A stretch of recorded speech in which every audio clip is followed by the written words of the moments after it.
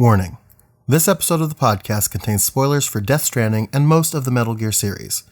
These spoilers are not delineated and are scattered throughout the episode, so if you're trying to avoid spoilers, use this as an opportunity to turn away. Come back later. It'll be here. I promise. Well, anyway, you've been warned. Bye.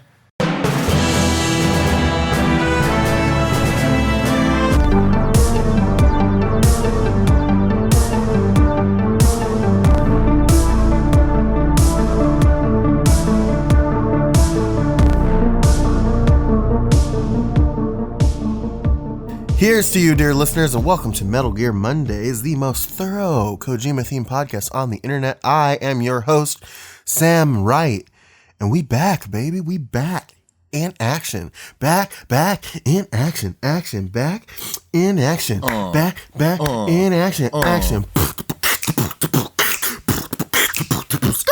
And, yeah, we had we had a wonderful interview last week with Mr. James Horan, as you might remember, as being a listener of the show. We hope you enjoyed that, but this is our first, all four of us back sitting down, butts in seats, talking to each other on a podcast. And by we, I mean Cole Duncan. Hey, welcome to the most thorough beatboxing podcast about Metal Gear Solid / Death Stranding on the internet. Good to be back. Metal Gear. It's insane. Also got Zach James. Remix. And Chris Hampton. Rare.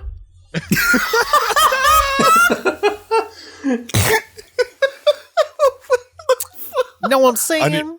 I just need like at the very top of this episode, just a damn son, where'd you find this? but pitch shifted like 2 octaves up. Yeah, for So this is us. We back. We live, baby. We're back in action. Coming at you live, January 3rd, 2020. Damn, son, is that a Metal Gear podcast? January 3rd. What are you talking about? Are we not recording this in advance? Oh shit, are we live right now? Yeah. Uh. Go to bed, Zach. Yeah. Go to bed. Go fix that wall you've been like trying to take care of. So those damn paint and caulk fumes are getting to me. You're not fooling anybody. No, not anymore. What a fucking off the rails thing that was. Wow. Hi, welcome back. Welcome back. This is the podcast now. It's devolved into chaos. You give us 3 weeks off and this is what you get. Yeah. Yep. No, we are back because, as you remember, before we took our vacation, we had our Death Stranding coverage. We played through Death Stranding, and we talked a lot about it. And we also even talked to Tommy Earl Jenkins, Mr. Die Hard Man himself, before we went on her winter break, which basically was just the month of January. Now that I'm thinking about it, gotta say, Tommy, lovely guy. I reached out to him after the episode came out. It was like, hey man, sorry I missed the episode. I had work, yada yada yada. Totally understanding. We struck up a bit of a small conversation. Just super nice dude. Yeah, absolutely. No, he really is. I did the same after Zach did because I was like, oh wait, there's a chance I can talk to Die Hardman. I'm going to do this real quick. Yeah, no. He's just a gem of a person. He's an awesome guy. And he keeps track of us. So we posted that episode. We posted that James Horan episode, and he was all up on that and whatever. Shouts out to Tommy. Shouts out to Tommy. Oh yeah, no, he's. I've looked at some of his Twitter and his not Facebook, Instagram, and he's plugged the show on there. Yeah, he has. He's a great guy. He's great guy, really into the fans, very interactive guy. So we, again, always thank Tommy Earl Jenkins for taking time out to be on the show. And same to James Horan, another awesome dude. Excellent. And I also want to give another shout out to Chris Zimmerman Salter, yes, who helped us get in touch with James in the first place. She's just a darling human as well. So yeah, just nice things all around for everybody. But yeah, so we had our Death Stranding coverage, and we're not quite done with it yet. But we wanted to kind of get some Metal Gear back pumping through the veins, you know. We wanted to remember where we came from, you know. And but yeah, we're gonna talk about Metal Gear and Death Stranding this episode. So we're going to kind of compare the kind of the two different series, as it were, because they're different in a lot of ways, but in a lot of ways, being from the mind of Hideo Kojima, Death Stranding and Metal Gear share a lot of similar DNA. And so we're going to be kind of, since there's a lot of like Metal Gear compared to the distinct not a lot of Death Stranding, comparatively at least, we're going to kind of compare it like series to game, if that makes sense. So kind of like, where does it make the most sense to compare the two things together based on that? And we can kind of get opinions as we go.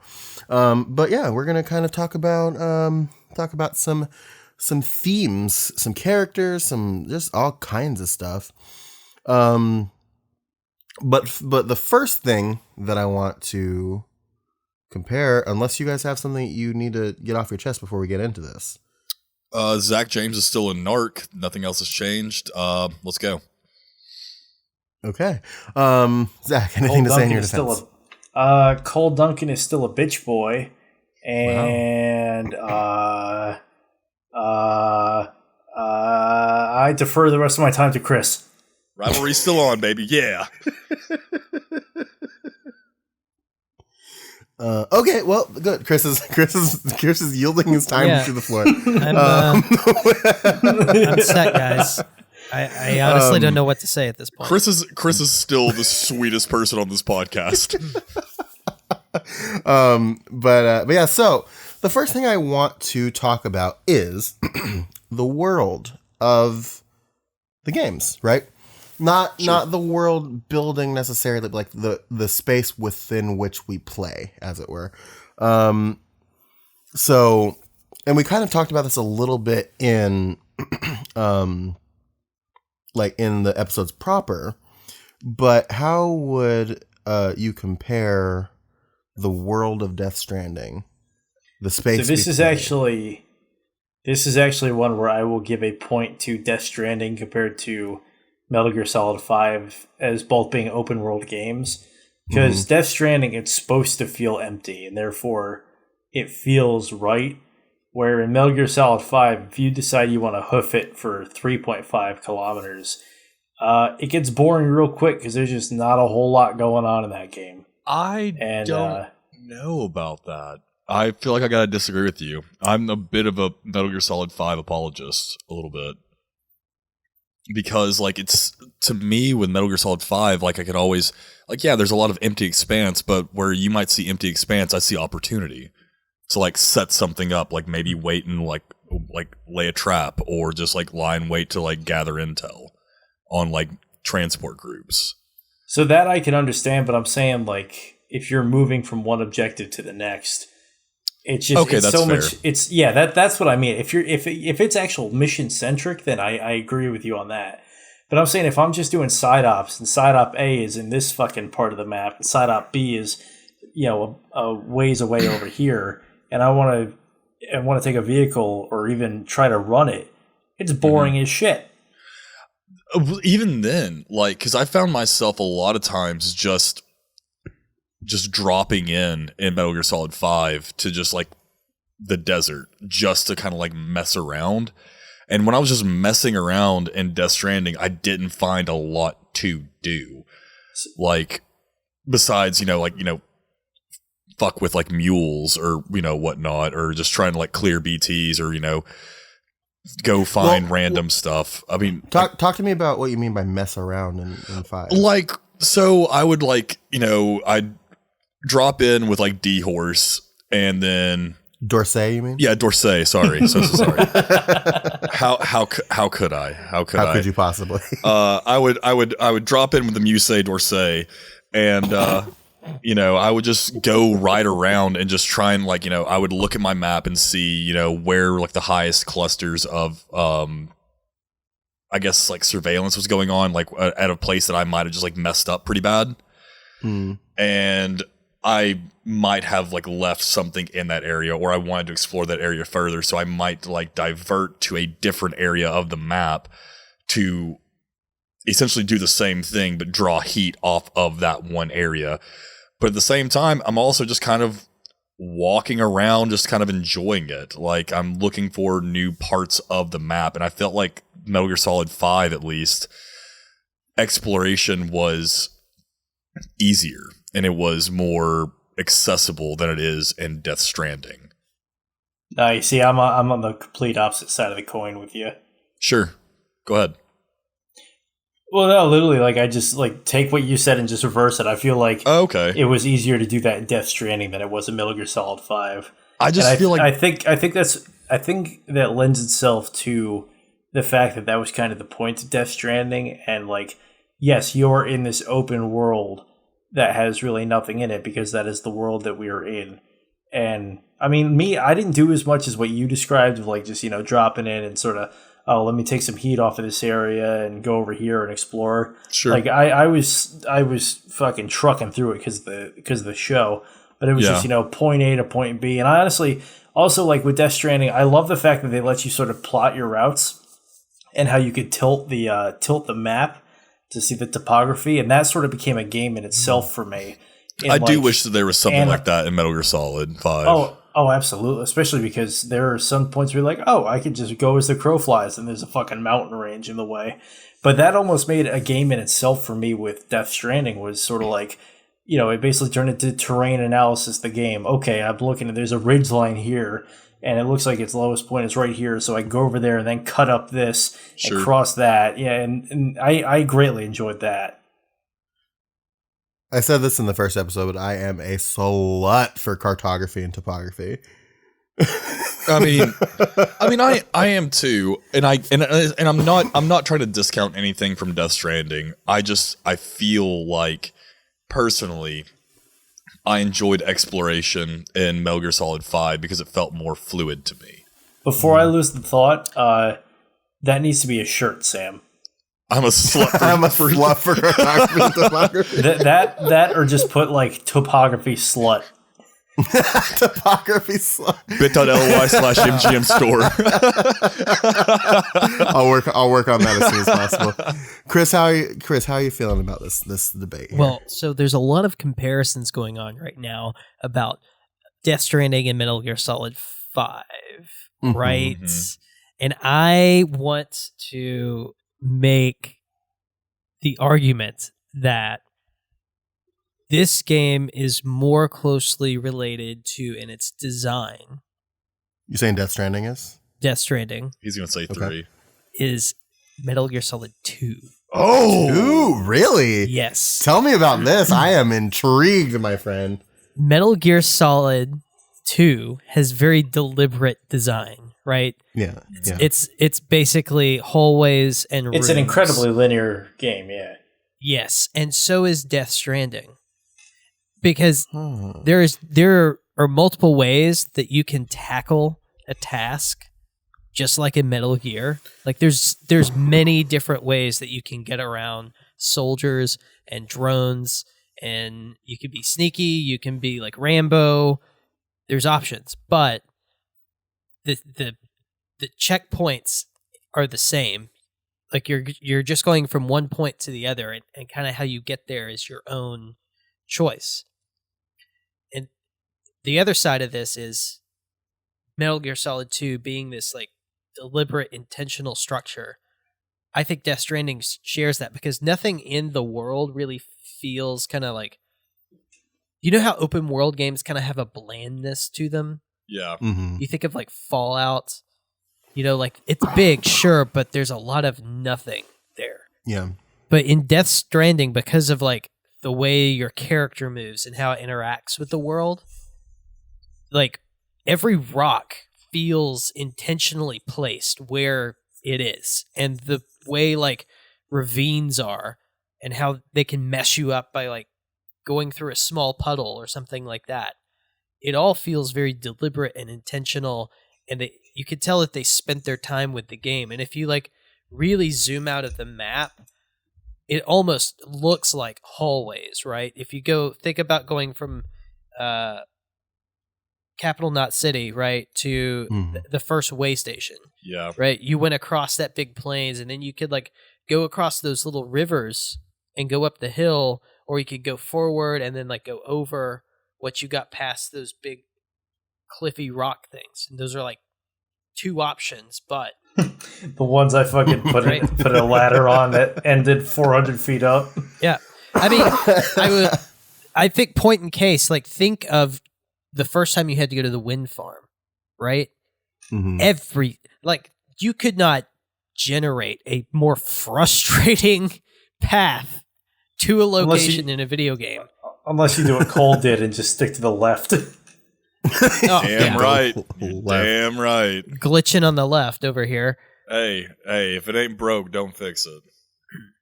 But yeah, so I think that what Hideo Kojima did was like add a new twist to open worlds, which is make them very deliberately designed so that it's not some like random generated experience, which has this, I think, big failure rate.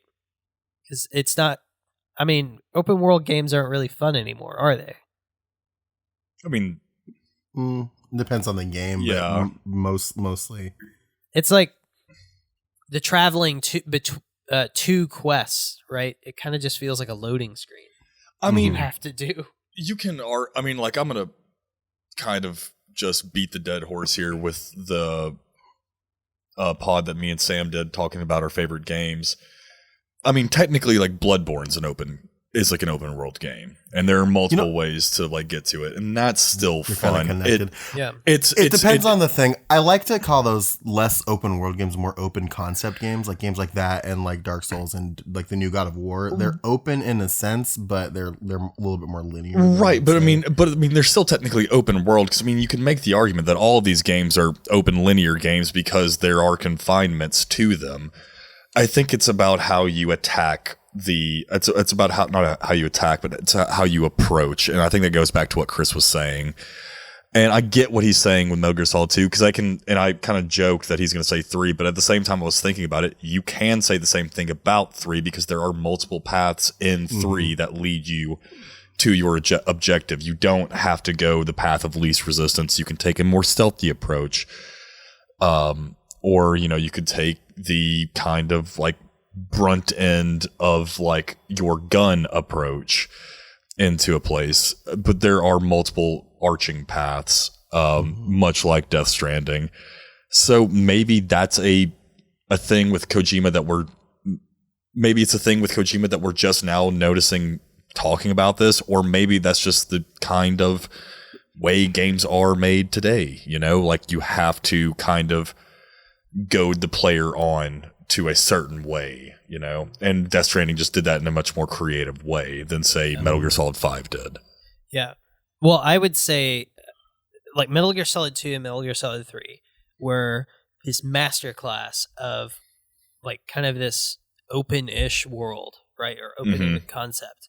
And then you had Metal Gear Solid 4, which was the most restrictive game as far as, like, its world, I agree with that. There was no freedom, and then once you've done something and gone somewhere, you're whisked away, and you can never go back to that place. Like, there's no sense of like roaming around in this environment.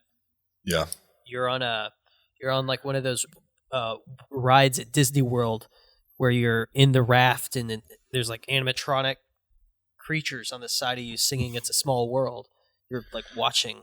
Metal Gear Solid 4 is more like, hey, we gave you a cool toy to play with in this room. Now do it until the toy becomes useless, and we're going to give you another toy to make the next room you go into that much more fun. Metal Gear Solid 4 is the best light rail shooter ever made. I love that. You guys are really making me not excited to play that game. No. Okay, so here's the thing. It is a fantastic game. Metal Gear Solid 4 is the most cinematic Metal Gear that there is. Zach, you should be very excited to play Metal Gear Solid 4. It plays wonderfully. It's an interactive movie. I mean, it's amazing. It is. But I mean, if I'm doing anything like I'm doing in Metal Gear Solid 3 right now, then I'm gonna have a lot of alerts on my hands. But that's fine. Boy, that's bumbling around Russia. You can get through Metal Gear Solid 4 quite easily doing the Rambo style. Yeah, really, you can.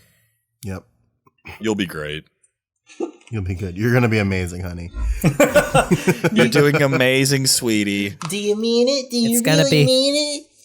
It's gonna be fantastic, darling. You're gonna be great, puppy. Yep.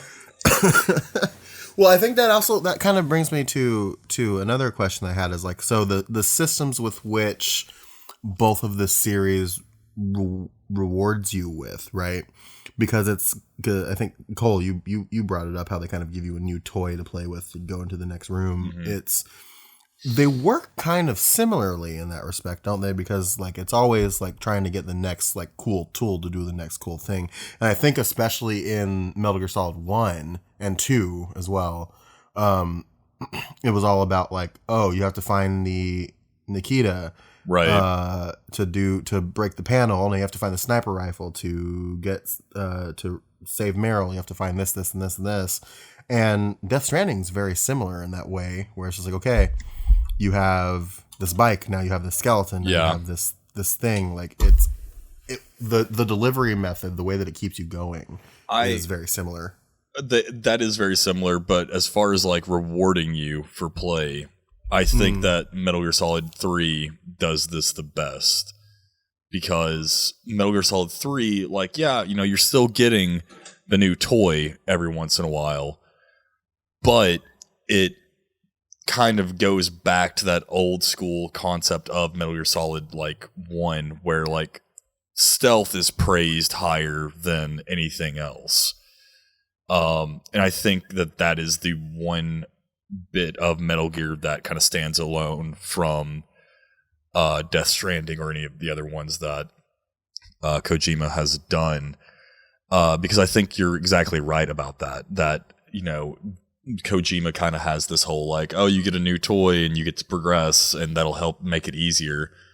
But I think that with like 3, for instance, you get an assault rifle, and that can make this easier. That can make, this going through this terrain easier, dealing with all these enemies. Or you could, actually be kind of stealthy and get through all these guys without being seen. And ultimately the reward, the payoff is better because, you have lighter security going ahead, or you have, there's no one's on alert here.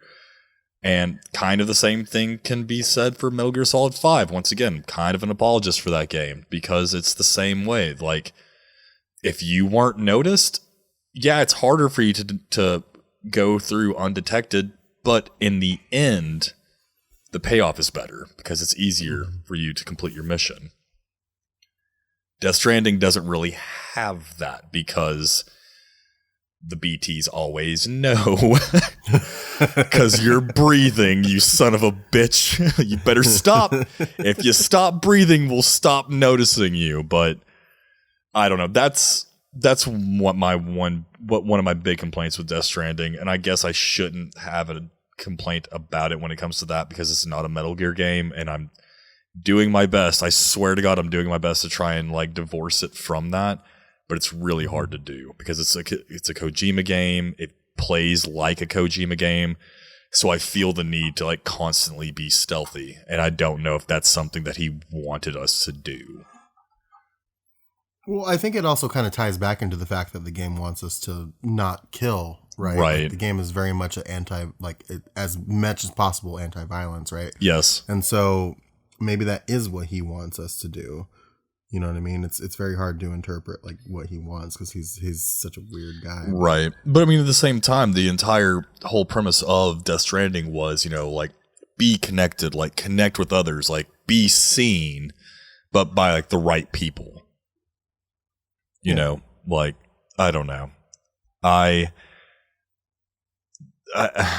Because you get specialized toys, like we keep going back to that, to like take down BT, so you don't have to sneak. When the whole point of Metal Gear Solid was like, you're a ghost. Like, you're not supposed to leave any bodies. Like, you're not supposed to, you weren't even there. Just something went wrong. And, you know, I don't know. Like, it doesn't reward you in the same way, since we're doing comparisons here. Yeah, I can see that. Well, I think the reason why it may not reward you in the same way is that it pushes you to find a meaning outside of the game. The reward is outside of the video game. It's not inside the video game. Mm-hmm. What is the reward in your opinion, then? The reward is this. Like what we're doing right now. Hanging out, talking about this video game. The reward is the friends we made along the way. It is. Great. I became friends with Zach. Awesome. I'm just so... Man, thank you, Hideo Kojima. My life is fulfilled, and I can die a happy man because I now know Zach James. Whoopee. I can't keep doing this. Zach's a good guy. I love him. He's a good man. He's a good man, that Zach James. He's a good narc, that man. He's a good egg. He's an okay guy, yeah. Oh. But no, I get that. I understand that. I don't know. Yeah. Maybe it's just me being like jaded when it comes to like Hideo Kojima's work. I mean, yeah.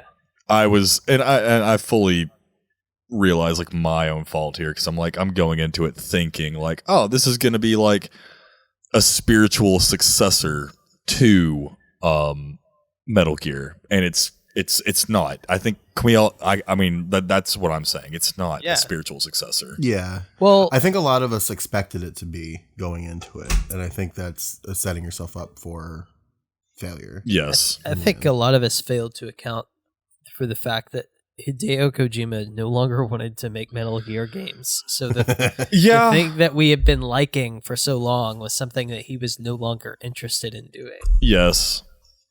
I don't know. I mean, like, and I hate that in one respect, but at the same time, I'm also, you know, I'm not mad at, like, you know, Sam, we kind of talked about this, you know, like I was mad at like Bring Me the Horizon for completely changing their sound, and then I listened to it more and grew to like it. And maybe it's the same kind of thing that I'm having to deal with Hideo Kojima's work. It's like, I love this artist, I love what this person is doing, and I need to give their new creative work a fair shake here. Yeah. So I mean, okay, so have you seen the Death Stranding review by Tim Rogers?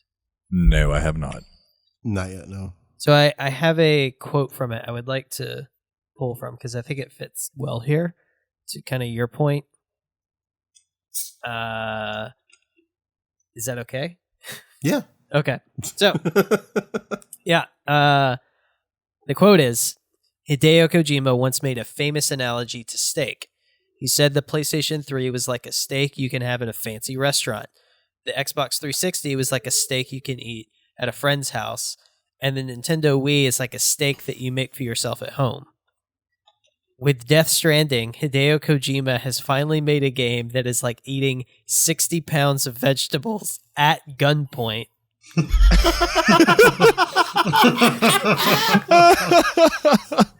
And then he goes on to say, does a silky slab of meat and triumphant pile of potatoes await afterward? I won't say.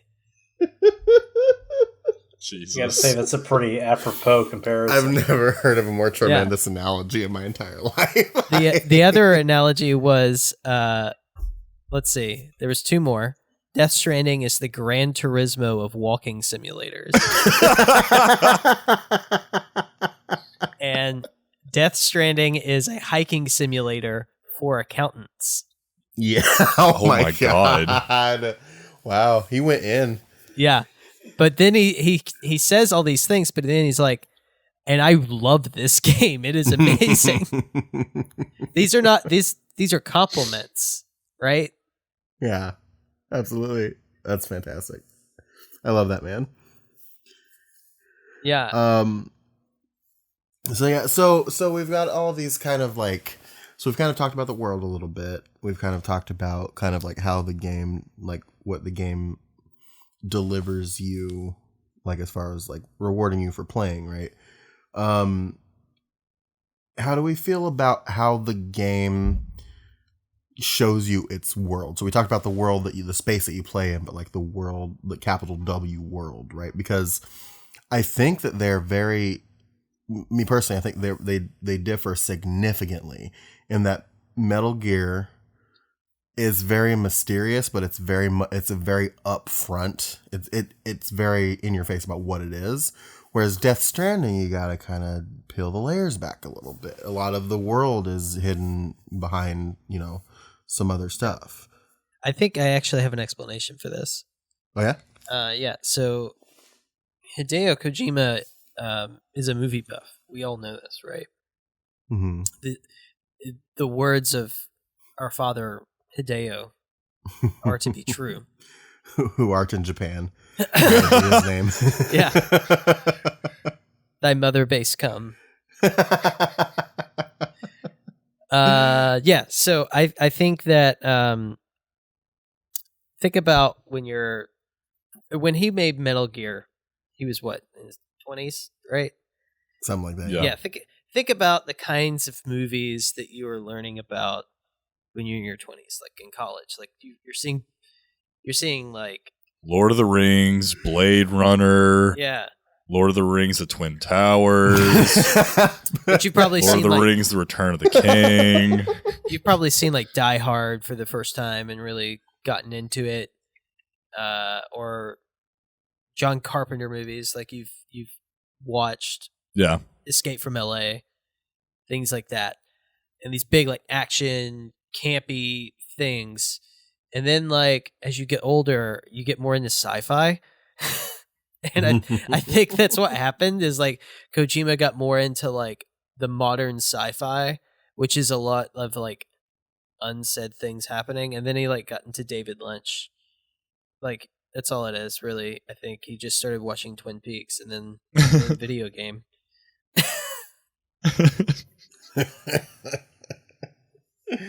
Yeah. Are we about to go on a Twin Peaks like rant right now? Like, cause I'm here for it. I'm here for it. Sometimes I don't know if I can control you guys sometimes when it comes to Twin Peaks. So whatever's going to happen is going to happen. I mean, he's right. He's right though, in a couple of respects there. Because I mean, like with Lynch kind of has this kind of unspoken uneasiness that kind of permeates through his work, and that also definitely it's the same effect that happens in Death Stranding. This kind of just what is going on, and I don't fully understand everything, and I'm never going to, and that's the whole point. Yeah.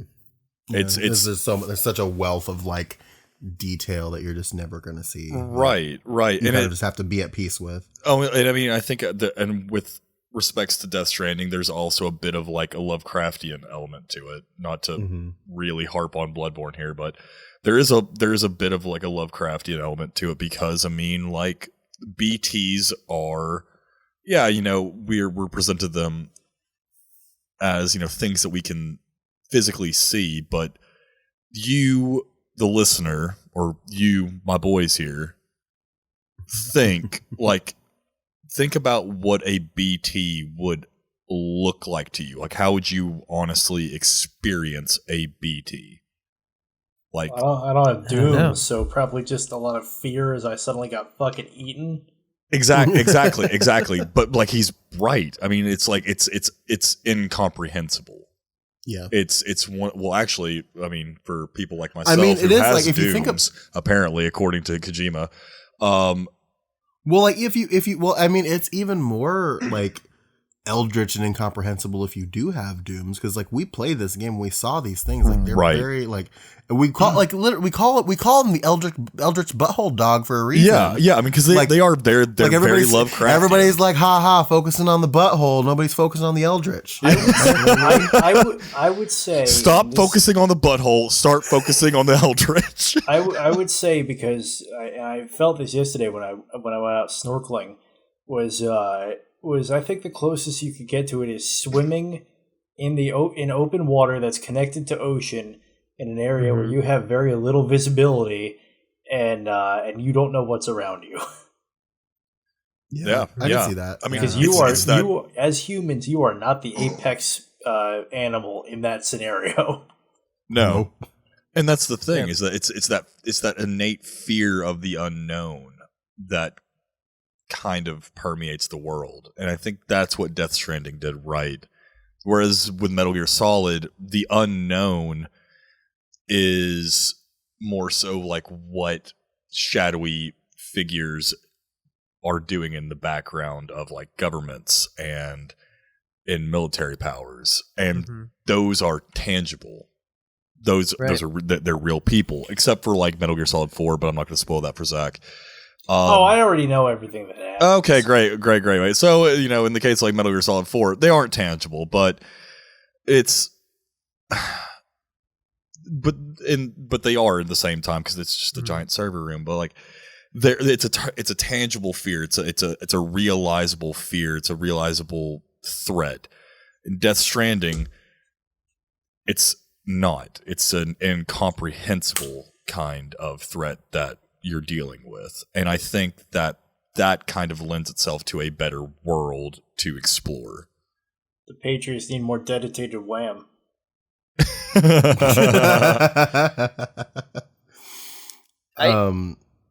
ahead, Chris. Well, I mean, I think that the Metal Gear Solid series is pretty devoid of elements of fear. Like there are a few beats across the whole series. If I had to pick one game out of the whole series that has the most horror-like elements to it, I would probably pick the first Metal Gear Solid. You ain't gonna pick the hallway scene from 2? Really? The hallway scene was in 1. 2 was not as creepy to me as the hallway scene from 1. Yeah, because Cole, you're talking about where you first meet Vamp, right? In 2? No, I'm talking about the whole like turn the PlayStation off. Everything's a lie. What are you doing right now? You're a fucking piece of shit. Like, get the fuck out of here. Like, you see, that legitimately terrified me as a kid. You see, I disagree with both of you, because I think the closest we get to horror is the hospital scene, the beginning of Phantom Pain. That one's pretty terrifying too. Across the whole series? I think that one, but then also I think in Phantom Pain as well, the medical platform towards the end. So I haven't gotten that far yet, so I haven't experienced it firsthand. That's fair too, okay, but shit, man, like, Chris, I'm sorry, I cut you off. Go, like, yeah, you did. I'm sorry, that's my fault. Wow. Friendship over. Friendship initiated with Zach. Stay tuned for the Patriot Club, because we have a lot to talk about on that one. We got lots of endings, friendships, and beginning friendships, and burgeoning friendships. Installing Chris, friendship matrix, restarting. Chris, what were you talking about with like the hallway scene in 1? Yeah, like the hallway. It's terrifying. The hallway scene, the stuff with having just replayed it. Yes, there's. I don't know if I'd say horrifying, but it's definitely unsettling. There are horror elements in the game. Oh, 100%. That's what I'm getting. Like the same stuff that you would see used in a horror movie is used in Metal Gear Solid to make you feel afraid. I agree with, and I gotta say, oh, go ahead, Cole. Sorry. I agree that it is terrifying. It is scary. Mm-hmm. But I don't know. It's just that kind of like existential kind of crisis that I felt with 2 that was more unsettling to me than. I mean, I don't know. It's just. Well, I'm not saying that it was more scary. What I'm saying is they that Hideo Kojima used more like horror elements, things that you would find in horror movies. I still think that if we're looking at it from that aspect, then the hospital scene from Metal Gear Solid 5 is opening. Sure. Well, I like individual elements, sure, but I can see what Chris is saying. Whereas, like, if you take it as like a whole piece, I wouldn't put any like of the individual Metal Gears above Death Stranding as far as that vibe goes. I can agree with that. I think like, I don't think there are very many David Lynch influenced moments in Metal Gear, but I do think that there are a lot in Death Stranding. Is I guess the basic point how we got on this tangent? Yeah, that I was trying to make. Yeah. That was a damn fine cup of tangent there. Damn fine cup of coffee. Boy, I tell you, that boy really took us down the rabbit hole.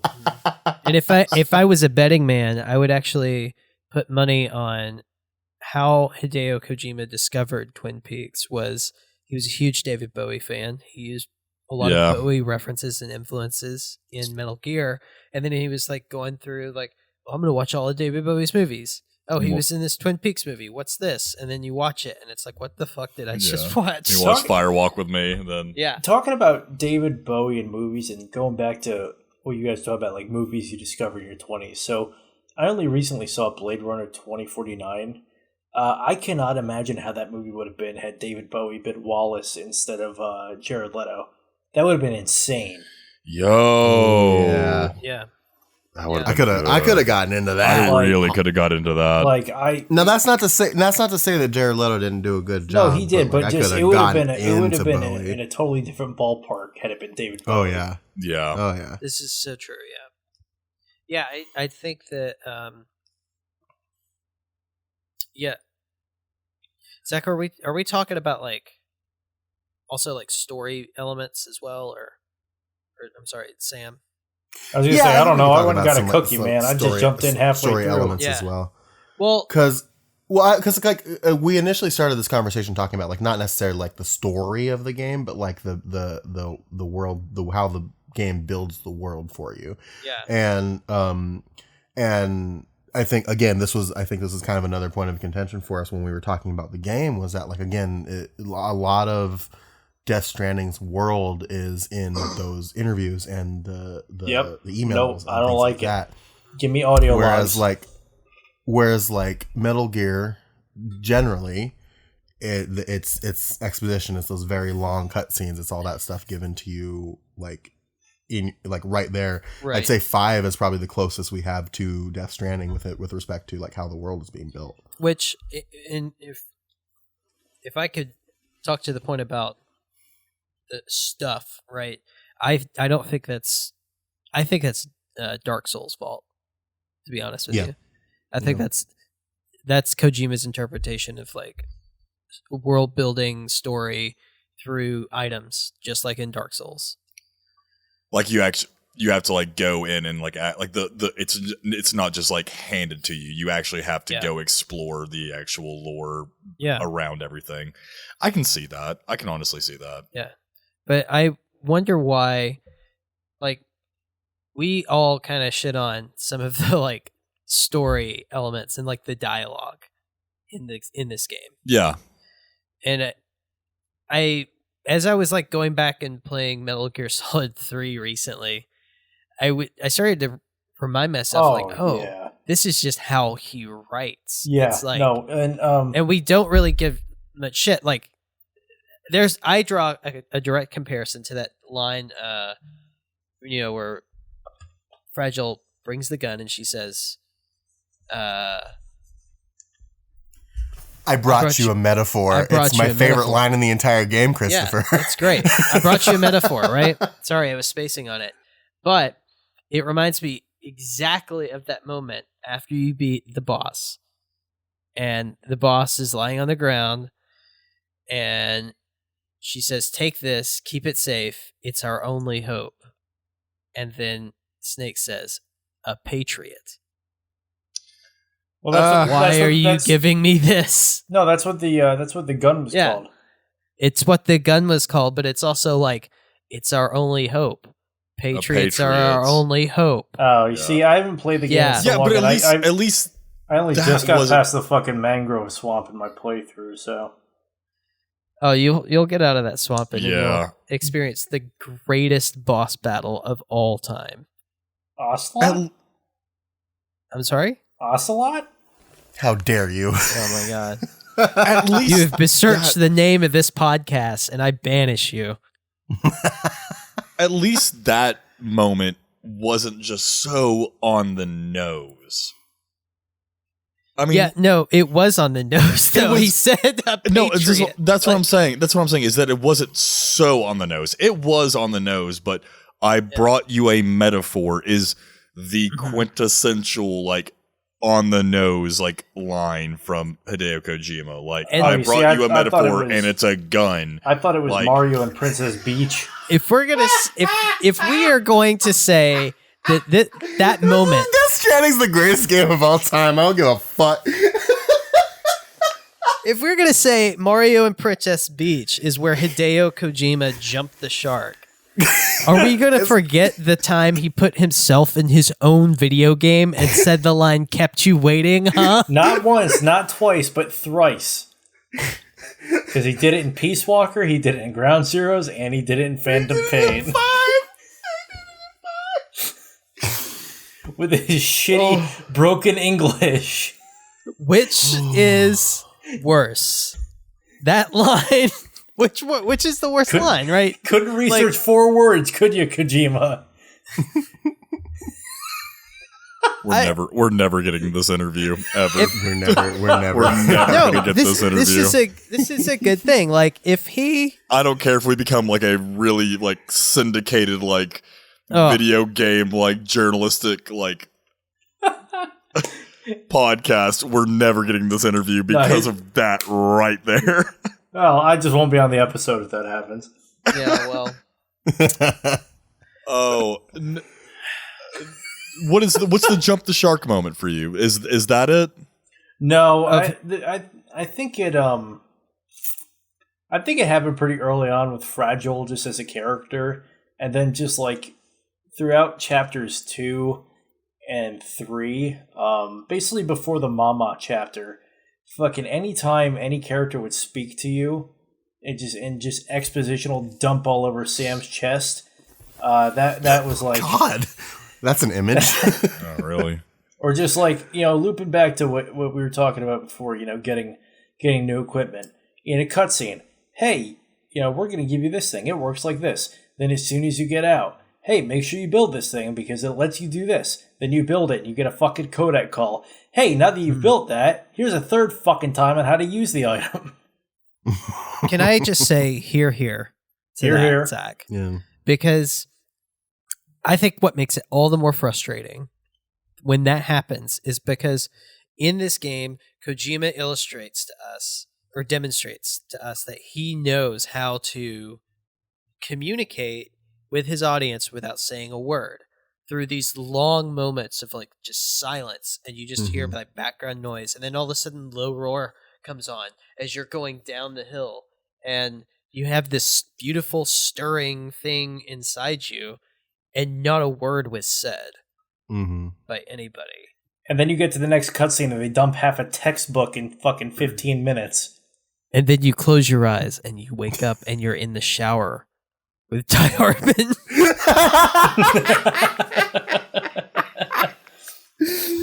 And he just keeps getting closer and closer.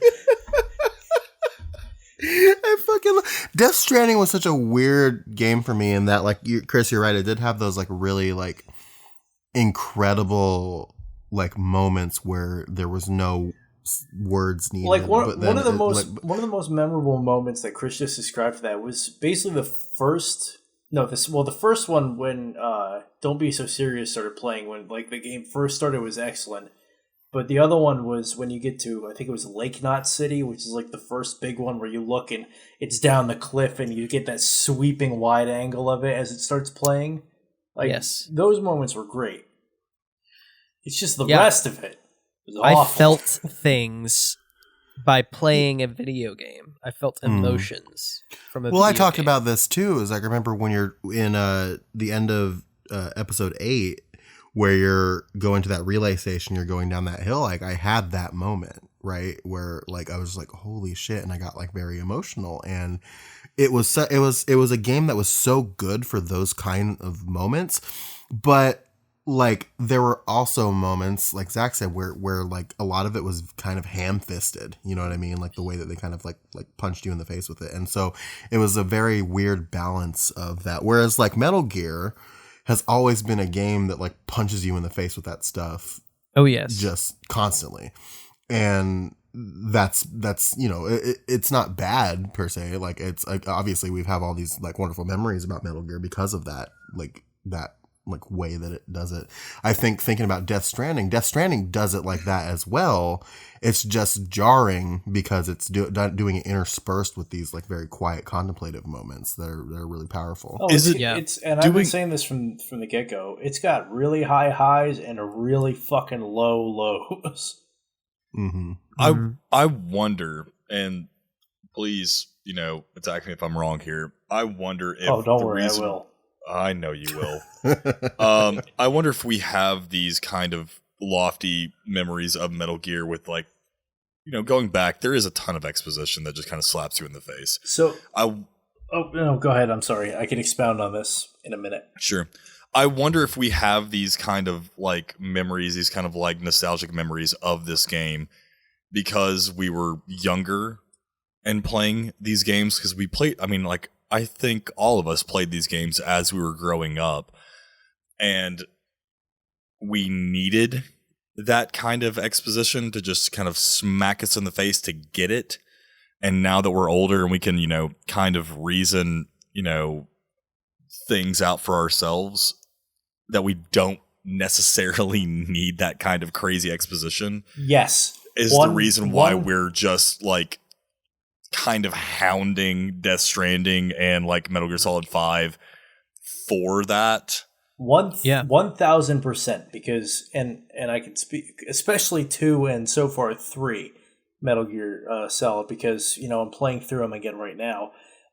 Metal Gear Solid 3, not every third fucking cutscene needs to be a fucking history lesson on some part of the Cold War. Right. Yep. Yeah. We get it. You did your research, dude. Who the fuck cares about a fictional phone call between Khrushchev and Lyndon B. Johnson? Get to the fucking point already. So the reason after World War II, the world was split in two, East and West. Keep it like that. Fucking in '62, everyone got pissed off because Russia put a couple of missiles in Cuba, and then they dissolved it. We gave them back Sokolov. That needs to be the whole thing. I don't need to sit through a goddamn 30-minute expose that should have been narrated by Charlie Sheen about the fucking Cold War. See, wow. So I think you just roasted Metal Gear Solid 3, and now we are going to get a lot of hate mail. No. Zach is going to get a lot of hate mail. No, I still love Metal Gear Solid 3. Direct all complaints to Zach James at author Zach James. On Twitter. Send it my way. And on Instagram. Send it my way. I could use the fucking traffic. Zach feeds off of hate. That's why we're friends. All press is good press. But so I think to kind of respond to Zach for a moment about Metal Gear Solid 3, Metal Gear Solid 3 very much depends on you in its story to believe that it takes place within our own timeline, right? Mm-hmm. That's what makes Metal Gear Solid cool. So I think it worked a lot better when I was a kid because I didn't know all that much. So I was sort of like, like this is fucking cool. Like you were learning things. Yeah, like it felt real to you. Yeah, where nowadays like I know a lot of that history and a lot of how it went down. So it's sort of like, let's go already. Yeah, no, it's a tool that's used to get you to buy into the story and believe in the characters more. And it's also just fan fiction about the Cold War. It's most definitely by a middle-aged Japanese man. That's actually that's a perfect descriptor of it.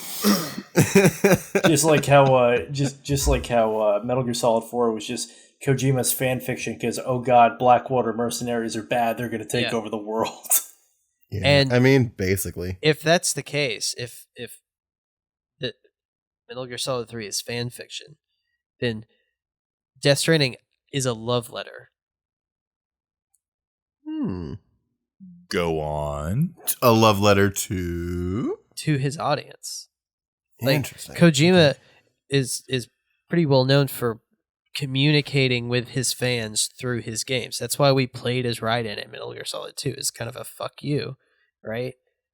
And then Metal Gear Solid 3. Yeah, what is it Alessio said? Alessio said Kojima was constantly hate fucking his fans after Metal Gear Solid 1 came out. Yeah, he was. Tell you what, that's and this is like that's what it felt like in Death Stranding a lot of the time. Well, this is like he's saying, "I'm sorry. I understand why you did that now, and I hope that we can move forward together and reconnect." Also, you're an idiot, so I'm going to tell you how to use your fucking bolo gun 3 times in as many minutes. Well, we've talked about that. The reason why that is in the game is because I believe Death Stranding is meant to be played over a long period of time where you would like pick it up and then like put it down for a week or two and then come back to it. So those reminders are helpful in that context. Oh no, you're referring to, because I remember when you brought that up, you're referring to like the little like button reminders that pop up in the corner of the screen. I'm talking about like the actual like contextual like, hey, you need to build this. Oh, you've built this. That's perfect. Okay, now that you got this, here's how you use it. Yeah. I think that's also the case for those things, because you'll want to be reminded of what things do and why you need them. But Kojima listens and he updates the game. Yeah, he finally took out the fucking slow motion. Yeah. Oh, I was gonna say we should bring that up. I'm gonna say we did that. I'm gonna say that was us. Yeah. Even though it probably wasn't. Out of all the thousands of voices crying, Zach James. Hideo Kojima. Zach James's bitching on Metal Gear Mondays was the loudest. A beacon of hope for those forlorn souls. Shut the fuck forever up. stuck in 3-second loops of slow motion. Do you remember that episode of Parks and Recreation where Leslie is like running for city council and there's this one guy who says that he's not going to vote for her, so she goes out of her way to learn everything she can about this man. Yep. And like play. Yeah, so that's Hideo Kojima is doing that to Zach right now. He's just trying to like make Zach happy and get Zach to like Death Stranding. he's trying his fucking best. He's like, please, Zach, like this game. I made it for you. He's sitting there. He's sitting in his studio, sweating, like just editing the code as he's listening to the episodes. It's gonna be a fucking. There's gonna be a Zach James DLC where you play as me, walking around singing BB's song in a pissed off New York accent. I love that. I would pay for that. I would pay for all of that. See the sunset. So I guess this would be a good place to kind of spin around and talk about the story then, right? So let's do that. I don't want to. I want to come up with like a tactful way to do this. I don't want to just be like, "Hey, which one's better?" But hey, which one's better? Thanks, Zach. I don't know, because they present. I think that it's different, right? Because if I'm thinking about like how Metal Gear Solid 5 presented its story versus how Death Stranding presented its story, I think Death Stranding did a better job of presenting its story. Personally. But I don't know if it does a better job of presenting its story compared to like some of the older Metal Gears. It's this is going to be entirely a taste-based discussion, I think. So just as the most direct comparison, being apples to mangoes for 5 to Death Stranding. Yeah. I think that if Death Stranding's story had been about, or if its total runtime would have been about 20 hours shorter, then it would take the cake by far, because everything would have been a lot more condensed.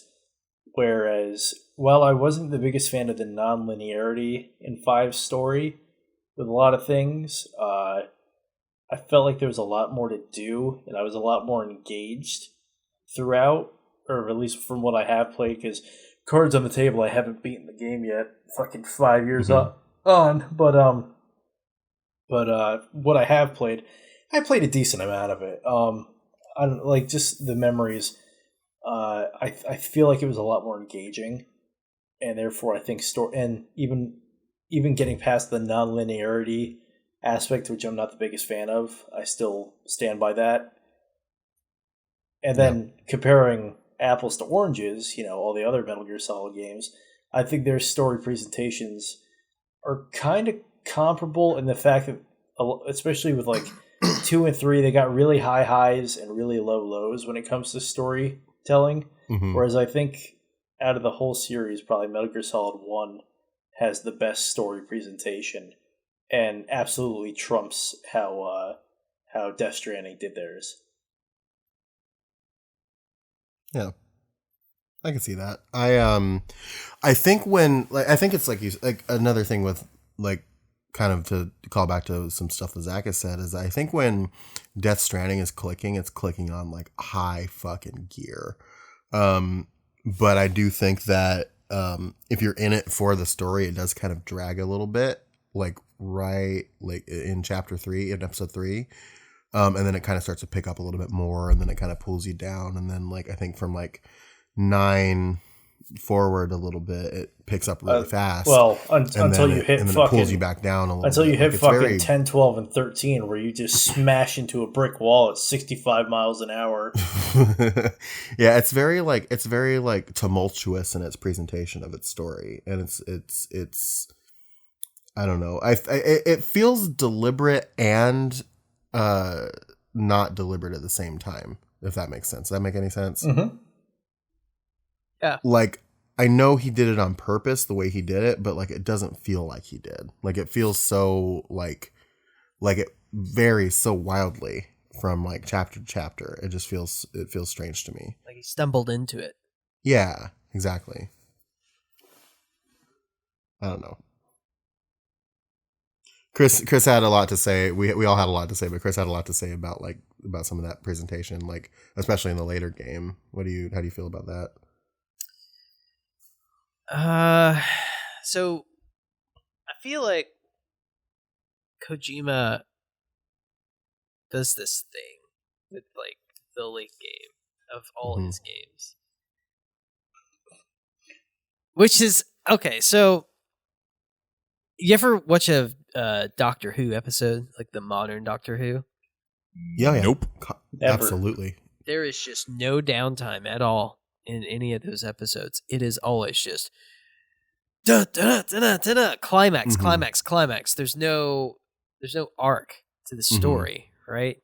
And then once you get to the climax of a Metal Gear game, it's like, oh my god, we're fighting a tank. I'm fighting a Metal Gear. Oh my god, I'm fighting on top of Metal Gear. Oh my god, I'm on a Jeep. I'm running through this tunnel. It's like, God, he clings to the climax, and then it just like drops you off a fucking cliff, and you're watching a cutscene of a guy with huskies, like a sled on a sled. That was weird. Yeah, sitting through that. But also, so in Metal Gear Solid 1, at least when he grabs the climax, you are engaged from beginning to end of the climax part of the, yes. Were you not engaged in Death Stranding when a fucking whale fell from the sky and you had to shoot it with quad rocket launchers? I'm going to be completely honest with you, Chris. That happened. I said this out loud. I went, ugh, Kojima, you know how to make something not fucking fun. Because I just hauled my sorry ass from west to east twice. And I was like, oh, I've got, I could just make a couple things when I get to the fucking way station. I'll be fine. Then I showed up there like, the chiral network's down. Good luck, asshole. So it just turned into a fucking mad sprint from fucking timefall shelter to timefall shelter because my ass didn't have any container repair sprays. And I needed to bring these fucking cryobites or whatever they're called to Fragile because she couldn't teleport my ass there. Everyone else there, the whole fucking gang's there, but no, I gotta walk all the way across the fucking continental United States again. Just fucking sprinting to try to get to these timefall shelters because they actually repair your cryobite thing. Oh, I was so pissed off. And then all of a sudden I get there. I'm there with you. And there's a fucking whale. Ugh. Yeah. There's a whale. But you were engaged the whole time. No, I was enraged. I was not engaged. Yes. See, Zach, you were engaged by being enraged. You were always enraged by being engaged. It keeps me warm at night. But my original point was that... was like saying... Sorry, go ahead. Oh, well, I was going to say my original point was, so in Metal Gear Solid 1, at least you were actively engaged and you felt like you had some agency in the climax. I know at least in Metal Gear Solid 2, and from what I remember in Metal Gear Solid 3, it's similar. In Metal Gear Solid 2, it was like the climax of, oh shit, I'm fighting the Metal Gear Rays. Okay, you done? Here's a 40-minute cutscene before the last boss fight. Yeah, I hear you. At least Metal Gear Solid 1 had the decency to end the player agency, give you a cutscene of a dude with his huskies, and that was the end of it. Well, that's because Metal Gear Solid was John Carpenter, the video game. I could agree with that. Yeah. Because good God, I love John Carpenter. I mean, I think of it this way. Like Alessio said that Kojima was just hate fucking his fans. And this is a love letter, an apology. And this is us hate fucking Kojima right back. Bite the pillow and take it. I almost fell out of my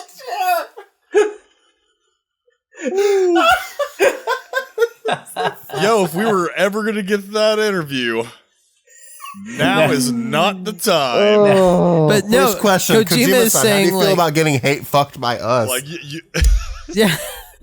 But Kojima is like, no, it's okay. Go ahead. I get it. I just got the mental image of like Chris Hampton and Kojima. You like that? Well, no, I got the mental image of us being in like a boardroom in like Tokyo going to meet with Kojima. He's going down the line and be like, "Oh, it's so nice to meet you," and he gets to me and he's sort of like, "Yeah, nice to meet you." And then I'm like, "Let me out!" I've been calling Chris like, "Oh my God, I'll kill you, motherfucker!" Like fucking Jack Nicholson at the end of A Few Good Men. Zach, calm down. I'm good. Come on, Kojima-san, bring it in. Ah!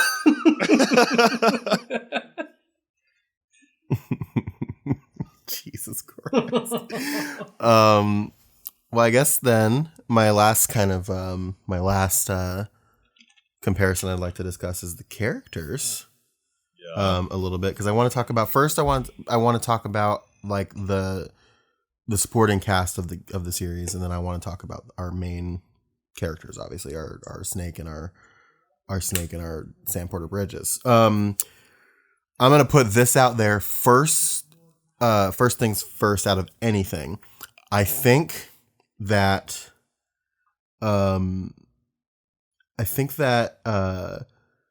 the relationship between Sam and Deadman by the end of Death Stranding, the only relationship in Metal Gear that I think is better than that relationship is Snake and Otacon. Absolutely, yes. Here. Snake and Otacon is a very hard relationship to beat, because it's such a strong like relationship. We've had it for so long, but I think that the way that they built the character of Deadman and his relationship to Sam throughout the course of Death Stranding and the way that they ended it was perfect. Yeah, I mean, it's a like world-hardened nihilist being best friends with this kind of nerd, for lack of a better. Yeah, exactly. I mean, who just has a bit of a tragic backstory, and I mean it's perfect. I mean that's the best like comparison that there is. Well, Snake and Otacon are opposites with similar goals and similar codes, and so are Sam and Deadman. Like they have similar goals and they share the same values, but they are very much opposites in who they are as people. Yeah. I mean, Deadman is literally Frankenstein. So I will say that in terms of supporting cast, I think that Death Stranding, I won't say outshines, but it definitely there didn't feel like any wasted characters in the main supporting cast. And even with the whole like, okay, Mama's dead, but now she's part of Lochna and they're one and the same. Like, that didn't feel like a throwaway thing. Yeah. And I mean, with the exception of like Fragile was kind of annoying and Die Hardman, and this is no. But she brought you that metaphor. Yeah, fucking. Like, I think the most throwaway character, honestly, would have been Bridget Strand, but even she had like a lot of significance behind her. She was the blandest character. She was definitely the blandest. Yeah, for sure. I was gonna say the only other gripe I have about any of the supporting characters is just how, and I'm sure this wasn't on Tommy, but every time Die Hardman called you, it just started with Sam in the exact same tone and cadence. Tommy, we still love you. We do. We so much. Well, that's the thing though. Like, and I think it wasn't. We weren't. And the other thing I want to very much confirm is that we weren't just like blowing smoke up his ass. Like, I think Tommy's performance in Death Stranding, especially at the end, God, that last scene. Oh yeah, it was so good. Everybody did great with their performances. I think it's really just a matter of like reconciling how we feel about the performances with how we feel about the story, and I think it's very important that we don't conflate those two things, because you can turn in an incredible performance even if you have like a dog shit story. Not that I'm saying that. I also want to confirm, not that I'm saying that Death Stranding story is dog shit, because I don't think that it is, but like that's what I'm saying is that performances can elevate even the worst story. Oh, 100%. Yes, but I think go ahead, Death Chris. Stranding story. Well, I think the Death Stranding story is sparse, but it is not poor. Right. And that there's a key difference where like Metal Gear suffered so much from over exposition. Mm-hmm. And I think the characters in Death Stranding made the world feel more full, where in Metal Gear it made the world feel very small because it was the same characters. It almost had like it almost had like this, what's it, like everybody knows Skywalker trope or something like that. Yeah, it's very similar. Yes. Yeah. Whereas Skywalker. So Chris brought up an interesting point that I want to sort of put my own spin on. He said that that the characters in Death Stranding made the world feel more full, while simultaneously they also made it feel more empty.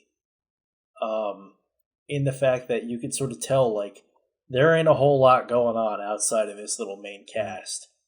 And then, there aren't that many people left alive in the world too. Well, and that's where I was going to go with it, is if you expand the supporting cast to include all of the fucking, what are they called, the preppers and all that, and even the random porters that almost got because they're just mules that are pallet swapped. It made it feel like, yes, this world is real and these people have agency in it, but at the same time, this is really it. But every single one of those characters was unique. Yes, like they're all celebrities, and like so every character had this big weight in the world that they were in. Like it was like, oh god, I'm finally the person here that I'm. Take your fucking shitty. I never acid elements or whatever. I never felt like I was dealing with copy pasta men. Yeah. Yeah. It is that whole Skywalker syndrome thing is very interesting, because like it's very much in the same vein, like the nerdy scientist guy that is helping you just so happens to be the father of the other nerdy scientist guy that you knew, and all these characters are like in love with each other, and all these people knew each other, and like this soldier guy is this girl's parent, like son, and this ghost's son. I will say that is probably the only example of the Skywalker trope in the game, but it's done so well that it didn't feel ham-fisted of Cliff having been Die Hardiman's squad leader and also Sam's father. But it felt like a natural extension of the story. It didn't. I wasn't. Well, that's the thing. I wasn't talking about about Death Stranding. I was talking about specifically Metal Gear. Yeah, no, but I think Death Stranding has the benefit, I think, with this discussion of being one game, whereas we've had 5 mainline plus like all of these other I mean, I guess all of them are mainline, but all these other like smaller games in between. Yeah, well, and also Metal Gear through like in fucking Portable Ops, you had fucking Gene, who's like, I was the boss's other protege, but you never knew of me, and shit like that. Yeah. Which it would be sort of like, how would you not know? Because that means you would have been, if the timeline lines up correctly, we would have been training at the same time. So when you do shit like that, it opens it up to more plot holes than anything. Yeah. Well, I think it would be a different story if like we have Death Stranding 3 and that's when they reveal that Cliff is Sam's dad. You know what I mean? Like it's different because like this was a deliberate choice that they were making. We were always going towards this reveal in this one game, and it's not something that like, oh, maybe I should shoehorn this in later. I think that's what the benefit of it. The whole point of the story is like the relationship of a father to his child, and like what that father would do to protect that child, right? Yeah. You literally have a baby strapped to your chest the whole game that you have to take care of. So it's not subtle at all. But I also think like you can't really talk about characters without talking about Kojima girls. Bring it back. I want to say that I think this is the first Kojima game where he hasn't like overly sexualized the entire female cast. Yeah, very much so. I think there was that one scene where like Fragile was explaining her like past with Higgs, and you see her like she's wearing the shirt and like the skimpy whatever, but like even that wasn't as gratuitous. That wasn't as anything. Very like, sexualized either. No, it wasn't sexualized at all. It was very much in service of what was happening. Yeah, no, whereas like a lot of like Metal Gears, like basically take like any fucking scene with Eva from Metal Gear Solid 3, and it's 1,000 times more sexualized than any one scene of maybe 2 in the entire game of Death Stranding. Mm-hmm.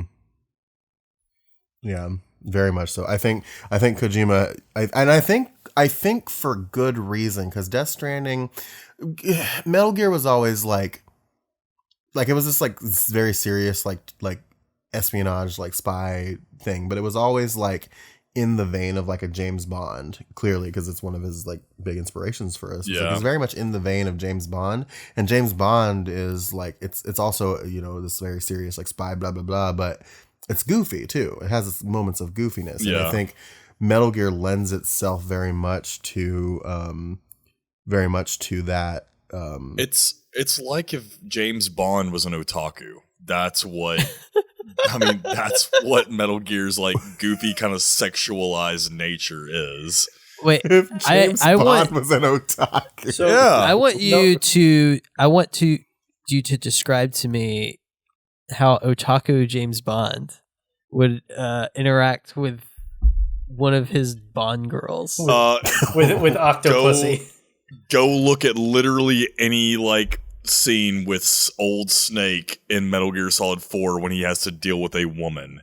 That is how otaku James Bond would deal with a woman. Yeah, he just sort of grumbles. He would growl and ask for a cigarette. Pretty much, yeah. So what I was going to say is, going back to what Sam brought up, I could definitely see Metal Gear Solid 3 being the sort of like tongue-in-cheek, like, oh, he's sort of like an immature James Bond, but he doesn't actually get with the girl or whatever. Then we get to Metal Gear Solid 4, and that shit just gets gratuitous and creepy at points. Mm-hmm. Yeah, especially with the Beauty and the Beast. Oh unit, god, especially. the Beauty and the Beast Like, core is just big takeaway is Snake is an incel. Oh no! Oh no! Can't do that. Well, I know at least in my timeline he is because I accidentally fucking hit the submit button during the torture scene. Which, holy shit, that game shames the fuck out of you if you submit. Even if by accident. Yeah, it does. Oh, wow. Where did my brain do just then? You all right? I think so. I think I just had a stroke. You got to Control-Alt-Delete Sam. Restart, rebooting. No, I think that, like, so to my point then about like the James Bond thing, like it's very much that like dude, like this like action, whatever. But Death Stranding is not that, and anything like that would have felt very, very, very out of place. I probably would have quit the game had he done something like that. Like, because it just would have been such a tonal shift of like, you know, everything is pretty serious and grounded in this world's reality. And then, you know, if all of a sudden we'd seen, you know, Mama's jumping around and she's like, oh yeah, I'm full of milk, and her tits are flopping all over the place, I would have just been done at that point. What? Jesus Christ, dude. What was that? Run that by me again, brother? Oh no, that was a one-time deal. Yeah, it probably should stay a no-time deal. Yeah, no-time deal. I'm keeping it in though. I want that to stand monument to Zach and his weirdness. No, that's me condemning Kojima's weirdness. I know, but it's the way you said it. It's okay. Anyway, no, but yes, you're right. Like they had like that very like subtle thing where like she's like, oh, it helps with the soreness, and she kind of like does it, you know. But like even then, it's like it doesn't feel okay. I'm glad I didn't have to explain the scene I was referring to at least. But no, you're right. It didn't feel sexual at all. But he could have easily made it like gross and creepy, and as he has in previous. I mean, actually, we're talking about 3 and 4. Why don't we just refer to fucking every scene with quiet in 5? True. Yep. Yeah. That which leads me to believe like he knows what the fuck he's doing, and he knows how to set a tone, and he's putting these things in Metal Gear because he knows what kind of era and vibe Metal Gear evokes. And I'm not saying that it's right to like have that kind of objectification like right there all the time, but he's pulling tropes, right? He's pulling these like things from these tropes from things that he's inspired by and things that he likes and that he's watched, you know, and he put that in Metal Gear. And then he's crafting this new thing with Death Stranding, and it's a completely different tone, and he knows that, and he's doing it purposefully, and there's nothing like that in this game. Like it's very much not that kind of tone, and he knows that. He's smart. I think he's smarter than we give him credit for, because I think before Death Stranding came out, there was a lot, like me and Alessio and Isaac would always talk about, like, oh, this dude's fucking gross perv, or whatever, you know, however we would say it. But then you see Death Stranding and you're expecting this kind of, like, one of the questions that we had in our run-up, like in our pre-release programming for Death Stranding was like, do you think that Sam is going to be as pervy as Snake? Do you think we're going to have that same Kojima brand wacky, you know, objectification of women, you know? And I think I said that I didn't think we would, and I was right. Like there was nothing like that, because it's a completely different tone, and he knows what he's doing.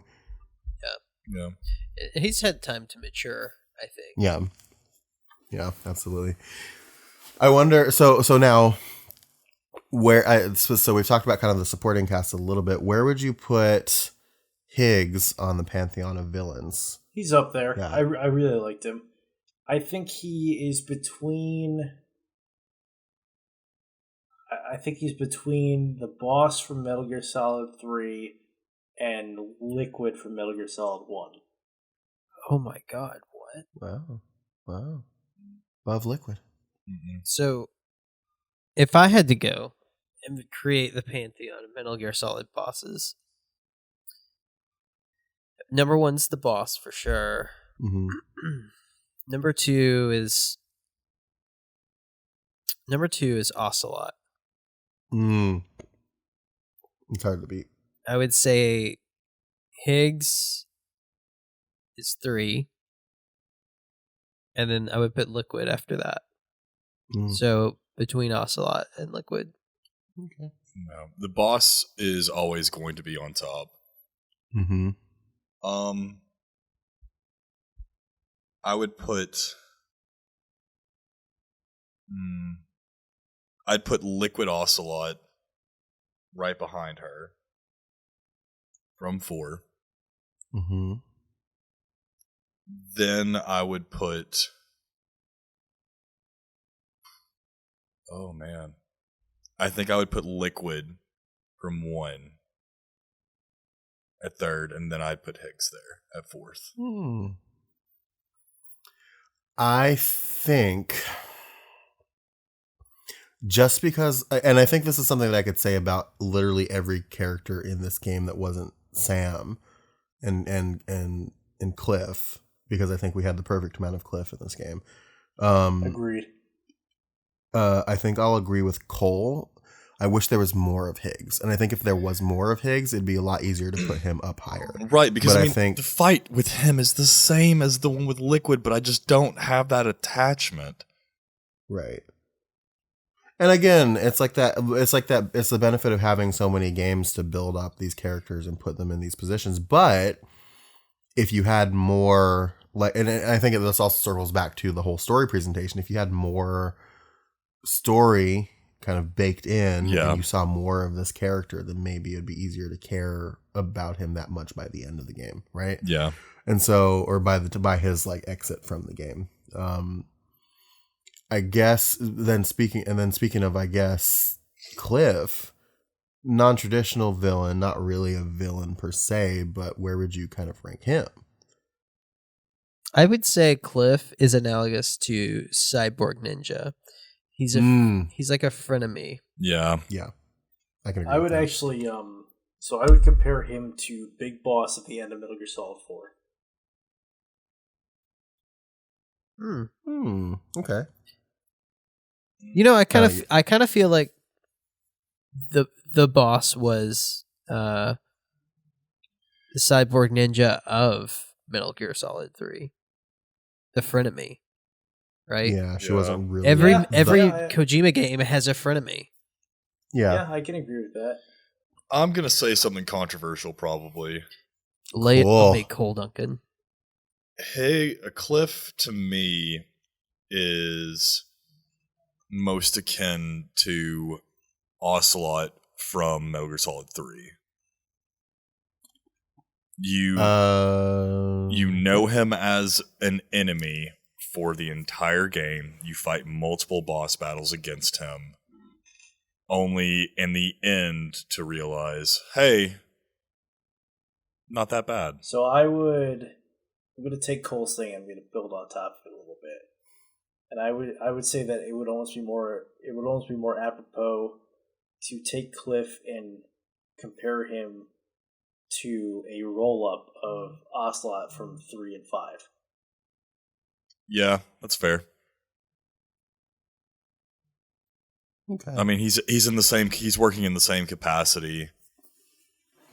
I honestly like, I want to go back to the first one. I think he's like a cyborg ninja. I really do. Like, you get this, like, you think of him as an enemy and you're not sure who he is, and there's all these like hints and clues as to who he is, and then by the end you're like, oh, he's this person that I'm supposed to care about, that is important to me in my life, you know? But could you not say the same thing for 3? I mean, you were supposed to meet Adam, and he is Adam. Dumpska. Yeah, but I think if I'm thinking about like the relationship, you know what I mean? I mean, that's chronologically, that's our first, you're pretty good. I guess. I don't know. I think it's more, I don't know. I would call it more akin to Cyborg Ninja than I would Ocelot. But I'm not saying that it's dissimilar from Ocelot, but I think I'd lean more towards the Cyborg Ninja side of it than anything. Sure. That's fair. Also, ever since they made it available to where you can change your character, I have since changed my Ghost Recon Breakpoint character to look like Cliff. That's awesome. I put him in the desert camis with a green vest, and I made him blonde. I like it. Daddy Mads comes to life in Ghost Recon Breakpoint. Oh, that game was such a disappointment. I think what I've also learned playing Death Stranding through experiencing the game and the characters and the story and all that is like we look to these certain game developers, right, who are legends in their own right, like Miyamoto and Kojima, all these people who've made like legendary games, and they're all coming back. Like Kojima came back with Death Stranding. Iga came back with Bloodstains, right? And they're kind of variations on the tricks that you know them for already. And it's like there's a glass ceiling in a way of like their logic, how the logic of how to make a video game from these developers. You hit this glass ceiling of an uncanny valley. Like you're almost to something that's a little more transcendent, like a Witcher 3 experience or something like that. But you never quite get there. It doesn't transcend you out of believing that this is not a video game. Yeah. I feel that. I feel that in my heart and my soul. Sorry. Well, I guess we've got one last little comparison to make, and that's let's talk about our pro tags. We've got on one side we've got Sam Porter Bridges, and on the other side we've got Solid / Big Boss / Naked / Venom Snake, who I guess we can lump them as like all one character, except for maybe Venom. If we're talking about as we play them, then yes, we can. No, I don't think we can. Yes. Yeah, we can. We as can. we play them, sure, but like I think that now, but I'm not talking about like Big Boss as he evolves I'm talking about as we play them because we're playing as Sam Porter Bridges. Just hear me out. Okay, hear me out. Sam is most like Solid.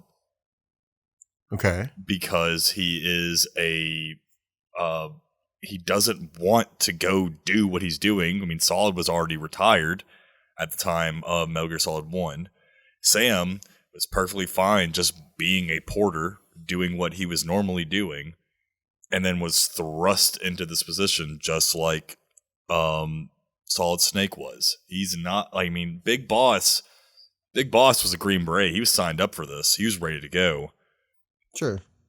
I think if we're talking about like character threads though and character beats though, like if we're specifically like that, yeah, I get that. But like if we're talking about like specifically how the character behaves and who the character is, Solid Snake and Naked Snake, Big Boss are incredibly similar people.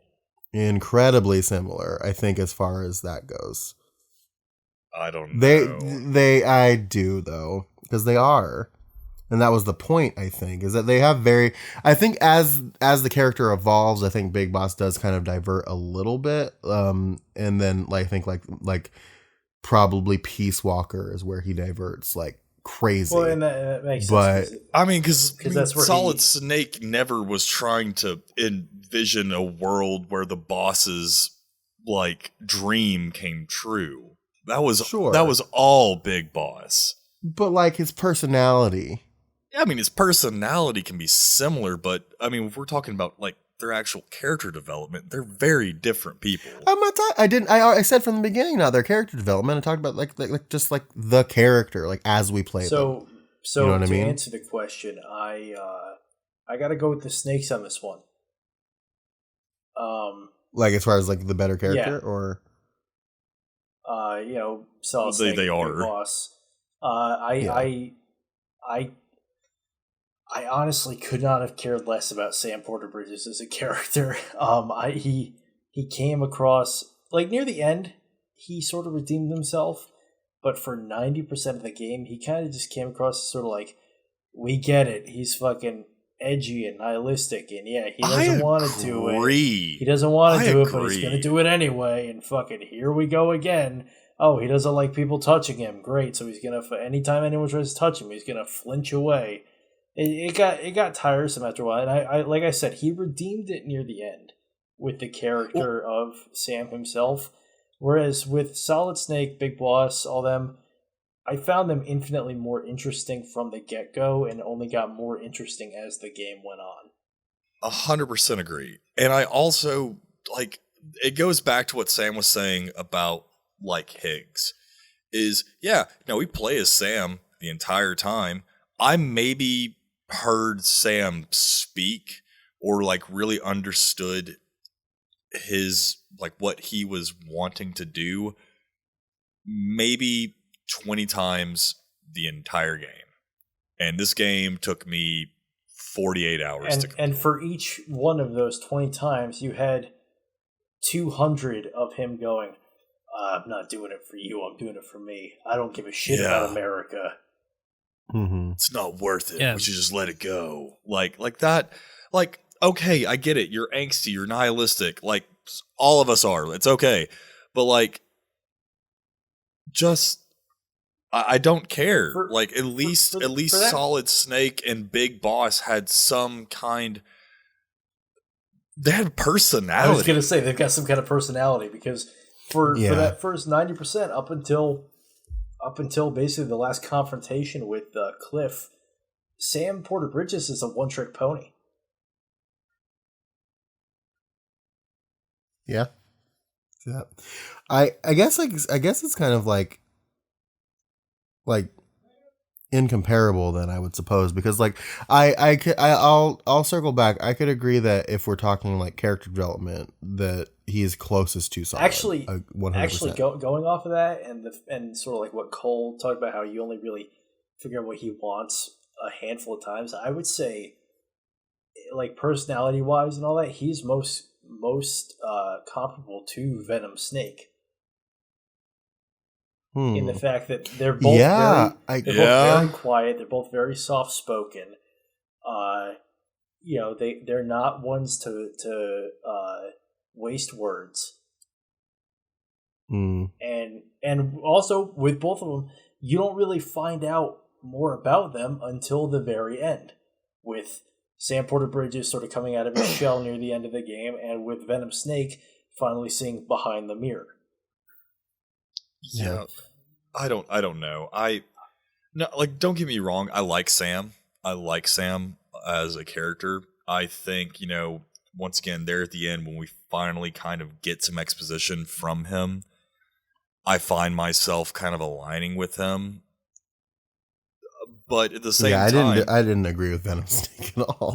But at the same time, I'm like, why did I have to wait 48 hours into this game for me to finally figure out some like decent bits about you? I gotta say, it's incredible that I had a shorter runtime than you did, and I did a 3-hour hike with Mama on my back. I mean, I don't know. I just... Well, the reward, to go back to the steak analogy, the steak at the end of it is this story that you get. Like, you figure out, but I feel all the exposition happens at the end. Yeah, but I'd rather have an appetizer of fucking 6 croquettes before my steak rather than 60 pounds of vegetables before my steak. And the other thing with the steak analogy is I feel like the steak is well done. I mean, like, it's just, I got dumped with a bunch. I'm just dumped with a bunch of exposition of stuff that I'm told I should care about. Like, oh, it's a prime cut of steak. It came from this area, and it only ate like this special kind of grass, and like we only use these kinds of seasonings and this kind of butter to base it in, only to like burn it. Sure. Like, the reward at the end almost didn't justify the journey getting to it. I want that Kobe beef. I don't want the freaking Salisbury steak from Olive Garden or whatever the fuck they make. Well, I'm not even referring to it as like a lesser cut of steak. It might as well be a Kobe, because I mean, it was a great game, but my God, like, at least with like Metal Gear Solid, like a Metal Gear Solid protagonist, like a Naked Snake, or like a Venom Snake, or like a Solid Snake, or an Old Snake, even though they're the same person, but I'm gonna divvy them up as well. Like, I get these little tidbits about them that make me relate to the character more, or like understand the character's motivation more. I don't understand why Sam's doing half of what he's doing, and he doesn't either. And yeah, because he's just bitching about it the whole time. And if that's the point, then what is the point? The point of what? The game? Of his character. Yeah, of his character. Of his character. Oh, his character motivation? Yeah, and the fact that he makes it fucking clear from step one that he does not want to be doing this. He doesn't. His dying mother is grasping at him, and he's like, "Nah, I'm good. I'm fine." You want to talk about it, or referring it back to John Carpenter the movie? Fucking what's Snake Plissken's line from Escape from New York is like, "I don't give a shit about your war or your president." Like it's basically what it was. Yes. Yeah. Well, it's that Murtaugh, Yeah. I'm getting too old for this shit. That is the curse of being a protagonist in a Kojima game. Your motivation. But it's not always like that, though. Shit. I mean, Metal Gear Solid 1, initially he was like, "Oh, I'm retired." And they're like, "No, here are the stakes." He was like, "Oh shit, all right, I'm in." Yeah. He was so cantankerous about it the whole Metal time. Gear Solid 2, when you play as Snake, like he had an active mission. He's like, we are an anti-Metal Gear agency now. Like we have to stop this from happening. Then you switch over to Raiden, and he's just the fucking wide-eyed fucking plucky new guy who's just excited to be on his first field mission. Metal Gear Solid 3 is all about Snake. It starts off with him wanting to, he's full of patriotism, wants to support his country. They all have motivation. They've got certain points with like, oh, I don't want to do it or whatever. But then, if the character's not motivated, why should I be? Yeah, if every time Sam speaks, he opens his mouth to bitch about what the game's going on, it gets draining after a while. At least it did for me. Yeah, I mean, all Snake did in 3 was bitch. Once again, well, that was confused bitching. Like, I guess. And once again, like, I like Sam. I do like Sam as a protagonist. Thanks. Yeah, yeah. and I love you, Bubby. That's what we need. We need a mod of Death Stranding where you play as Sam Wright. Play as Sam, wearing Sam Wright, but in his Macho Man Randy Savage Halloween costume. Yes. Yeah. Gotta play as Macho Sam Randy Savage. Ooh, yeah, Higgs, I'm coming for you. But okay, what? Ooh, yeah, gonna drop the elbow in Higgs' face. Yeah. But that's like even that point, like. Why is Higgs important to Sam? Like, oh, he's a dickhead that like you don't get that. Like at least with like Liquid, I know that Liquid like killed, Master Miller. Killed Kaz and is about to like just run rampant with this Metal Gear, also he's your brother. Like there are multiple things. Well, the reason that Higgs was important to Sam was compelling me to dislike Liquid. The reason that, but with like Higgs, I'm like, yeah, he's a shithead, and like I don't like him. Like if he was real, like and he's gonna like cause the end of the world, I'm like, yeah, great, okay, he's gonna cause the end of the world. That's standard supervillain trope number 1. But then the story. And I hate kind of drawing it back to that because we're talking about characters, but the story kind of lumps it all in like, hey, you're denying the inevitable. This shit's going to happen one way or another. So I think the reason that Higgs was important to Sam was because he sort of took it upon himself to become almost like Sam's personal Loki, where every step of the way he was kind of fucking with him. And he had more personality than Sam. Like I have more about Higgs than I do about Sam, I feel. Oh, I agree with you 100% on that. Well, I think it was designed intentionally to be that way, But so I get it that the reason Kojima did Sam the way he did was probably to be as close to a blank slate as possible. Yes. While still giving him some personality. Honestly, I would have rather you just gave us some fucking, input your name, fucking, okay, your porter wears a mask. Good luck. Have fun. Sam is Raiden, right? Sam is not Snake. Sam is the Raiden of the Metal Gear series. But even Raiden, as whiny as he is, had more personality than Sam did.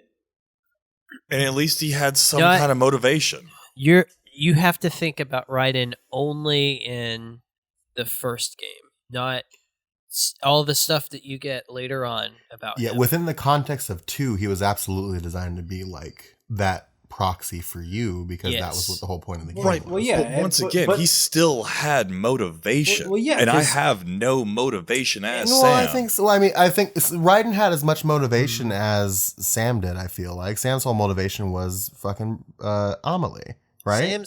Sam's motivation at the very beginning is, I have to get this, I have to do this delivery.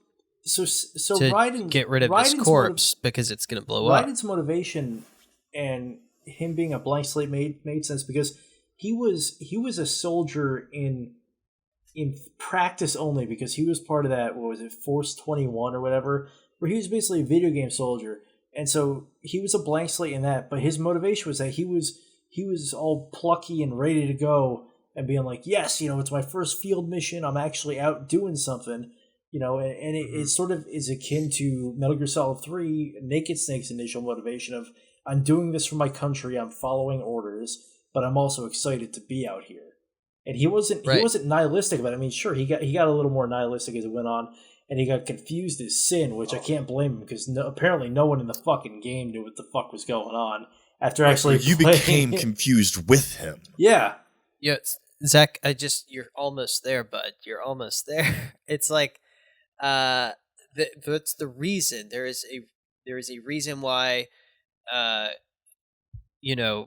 Raiden has this plucky, like, I'm the new guy, I'm ready to get out there and go, because that's how Kojima viewed the audience. Like, we were all just like, Metal Gear Solid 2, yes, I am ready to go out there and be Snake again, but we're not Snake. No, I'm getting that, but I'm talking again from the character motivation point of view, and I'm looking at it now a little more critically than I would have in years past, because I actively work to create my own characters and give them motivation. I'm working on a project right now where this dude, he's gotten dealt just a shit hand. His career got tanked, his wife died. He's just pissed off all the time. But I don't just play off of him being pissed off all the time as his one-trick pony, because I would get bored after a while. So he has motivation of, oh shit, there's this greater overarching thing, and this loops back to Snake and Metal Gear Solid 1. There's this greater overarching thing where he's able to put his own personal feelings aside to work toward a greater goal. And if they had done that with Sam, where he's like, okay, I don't want to do this, but I understand that humanity is going to end if I don't, and he actually acknowledged that, it would have made it 1,000 times better. But he never did. Yeah, just constantly I don't care. I don't give a shit about America. America can fall apart for all I care. It's just but yet he keeps trucking on, and it's the motivation isn't there for the actions that he continues doing regardless. And I think that's what takes away from it. As someone who loves the work of like Albert Camus as much as I do, I mean, this is just Sisyphus. It's just like there's no point. There's no point in it. He's just rolling the boulder up and he's just laughing at it. Well, and like but it's done in the worst possible way though. Of course, Cole Duncan pulls out Albert Camus. Well, I mean, it was meant for Chris because I knew he'd pick up on it. Right. I pick up on it, but this is the whole thing is like these characters, right? Raiden and Sam are like a treachery of images, right? Okay. Are you familiar with that painting? Yes. The pipe that says "Sissy Nispa" yes. on pipe. This is not a pipe. It's a painting. Yeah. So like you look at Raiden in Metal Gear Solid 2, not Cyborg Raiden, but Metal Gear Solid 2 Raiden and Sam. It's like these are not people; these are characters. These are video game characters. See, I have to disagree with you though, because even though yes, Raiden was supposed to be a blank slate, a proxy for us, he still had his own agency and motivations within the game. Sure, and so does Sam. Are you saying that like Sam is just a surrealist like point of view that we need to like take on then?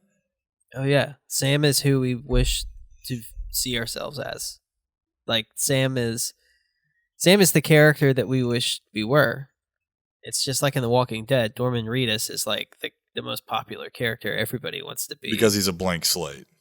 He's the blank slate, but he's also a hero, and he does heroic things, and he has like good morals, and he's a good person. So I'm not looking for if not a flawed. I'm not looking for Iron Fist levels of like, I'm the mighty Iron Fist, I'm the fucking savior of the universe. But fucking be like, okay, I understand what I'm doing, and I'm okay with doing this once in a while, instead of just, I don't give a shit about America every time he opens his fucking mouth. That's where my issue comes with him. Well, like even looking at it, like if we're pulling it back from what Chris is talking about, even looking at it from like a surface level, like the whole, like literally his motivation is the fact that he's going to rescue Amelie, and he's doing this for Amelie, right? And that's literally the motivation throughout the entire game. That's why he's doing it. Like he's like, fuck America, but like not Amelie, because it's Amelie. Like that's his motivation. Like he has a motivation. I think he is more of a blank slate than Raiden is in 2, but he is still in a similar vein to Raiden. I'm gonna put all the cards on the table real quick. Totally forgot about the whole rescuing Amelie subplot. Right. That's the thing. I was just about to say is like Sam is exactly right. He's 100% right. Is that Sam's motivation is to rescue Amelie. We don't know shit about Amelie. Why do I care about Amelie? Why should I care about Amelie? At least with Metal Gear, the motivation I cared about. I wanted to either prevent or go get. I don't know anything about Amelie, and then everything that I know about Amelie as I learn, I either A, distrust, or B, begin to dislike more. And yes, Sam, we're still doing that thing. I'm fully aware of what I'm saying right now. I understand. I get that. That doesn't change the fact that that's the motivation. I know, but I'm not saying that doesn't change the motivation. But what I'm saying is that the motivation isn't good. I think now Cole's looping back to our initial answers of just we prefer the snakes to Sam. I do, 100%. Yeah. I think we've reached an impasse. I think Chris is right. I'm gonna stick with Chris on this one. Like Chris, he is our Raiden. Like that is what he is. He is this avatar with which we are supposed to paint ourselves onto, and I think he is more so that type of being than Raiden was. But I do think that just because you don't necessarily agree with the motivation or find like meaning in the motivation doesn't mean that he doesn't have motivation. And I think that it paints him as a similar style of character, regardless. I don't disagree with you on the opinion of the motivation necessarily. I'm just saying it's there, and I think that discrediting it as not being the same is a little disingenuous. I'm not trying to discredit it. What I am trying, I guess, to express is my disappointment that I didn't feel as compelled with Sam as a protagonist as I would with, say, like Naked Snake. But we're not talking about Naked Snake, we're talking about Raiden. Right, but once again, I still felt more compelled with Raiden than I did. There are other characters in Death Stranding that are more compelling than Sam. Yeah, almost every other character. Damn shame. Heartman is Heartman and Die Hardman and Cliff. Let's pull it back even more though. Basically every character in 2 is more compelling than Raiden as well. Like it's again, we're going one for one here. Yes and no. No, not yes and no. Yes, Raiden in 2 can jump off a fucking cliff for all I give a fuck. Raiden 2. Give me Peter Still Black Man over Raiden. That's when I agree with it. Peter Still Black Man's got more fucking pathos than Raiden in 2. People I don't care about in 2 though. Ames, Fat Man, fucking. What's the other one? Shit. Well, those 2 I could definitely say right now. I'm trying to go through the fucking catalog. I just played through the fucking game too. Yeah. Okay, Fortune. It's not Solidus. It's not Snake. It's not Otacon. It's not Olga. Sergei Glukovich. It's the fucking Marine Commandant. Fortune. It's not Vamp. All of these characters are way more compelling than Raiden. Yeah, but there's also plenty of characters, and some of them are throwaway characters that are a lot. No, I wouldn't call plenty either. Like they're like I'll give you Fat Man and Ames and but Sam's more compelling than like some of the preppers, right? Like, you know what I mean? Like it's hell, I know more about the Elder than I know about Sam, and I fucking hate that guy. You know more about the freaking Japanese chick that would shut the fuck up during that 20-minute walk. Like, if you really think about it for a minute, at the end of Death Stranding, which character you know the most about is Higgs. Yeah. Mm-hmm. I think we're getting away from the point, though, which is that Sam and Raiden are very similar characters with similar, that were designed to do similar things. Gun to my head, if I had to pick one or the other, I would pick Raiden. Sure. I didn't. Yeah. I've not been disputing that even a little bit this entire time. What I'm disputing is the fact that you guys seem to think that he's not, but he is. He totally is. Sam and I agree on this, and I will take it a step further and say that Death Stranding is Metal Gear Solid 2. No. I don't know about that. No. I can't take that journey with you, friend, but I can't take that journey with you, friend. I've taken that journey. I've connected the knots. No. It's in my mind. No. This is the sequel to Metal Gear Solid 2. Okay, listeners, it's time for you to cast your vote. If you agree with Zach and Cole, text MGM1 to 845-355-3555. If you agree with Sam and Chris, Terry Wolf, if you're out there listening, MGM2 Death Stranding is the sequel to the simulation theory. Cast your vote now. Jesus Christ. I know Terry's listening too, so Terry, weigh in. We want to hear from you. Terry, if you don't understand my personality by this point, I threw a couple extra numbers in there, so you might be like texting Azerbaijan or some shit. I have no fucking clue. Anyway, that seems like a fine enough point to leave it off on. Thank you, everybody, for joining us on this fucking journey. The great debate too, Electric Boogaloo. Woo lad. But yeah, we want to know, if you have thoughts about like what we've discussed, what we've said, things of that nature. If you want to talk about comparisons that you've seen between the two series that we didn't touch on, anything like that, please feel free to reach out at contact@metalgearmondays.com. Shoot us an email, and we are definitely going to be having another Outer Op episode where we read your listener responses again at some point in the next couple of weeks. So please write in and let us know your thoughts. You can also find us on the internet. It's metalgearmondays.com, where you'll find all of the cool things that we do. All of our episodes are there. All of the links to our social media is Facebook, Twitter, Instagram. All of those are what you'd expect, except for Twitter. It's Metal Gear Monday with no S because character limits. And then you can also go to patreon.com/Metal Gear Mondays, where you can, if you like, donate some money to us. That helps us kind of keep the show going in a meaningful way. We've got extra podcasts in there. We've got access to a Discord server that's popping off all the time with cool people that listen to the show. So there's a lot of stuff to love, and you can hop in there and check it out if you like. We've also got a merch shop. I'm considering the topography slut shirt. We'll see what happens. I'm considering that as an option. That's basically what we're doing on the internet. Cole, where can they find you on the internet? You can find me on Instagram at Subterranean Homesick Brews, or on Twitter at I am Cole Duncan. Same thing for PSN. And what about you, Zach James? Where can they find you? So on Instagram and Twitter, you can find me at author Zach James. On PSN, I'm Maverick Rooster. I'm also Maverick Rooster on YouTube if you want to watch me and Chris play through the Gears of War series. And it has been decided as of the day of this recording that Sam and I will be playing A Way Out together in the future.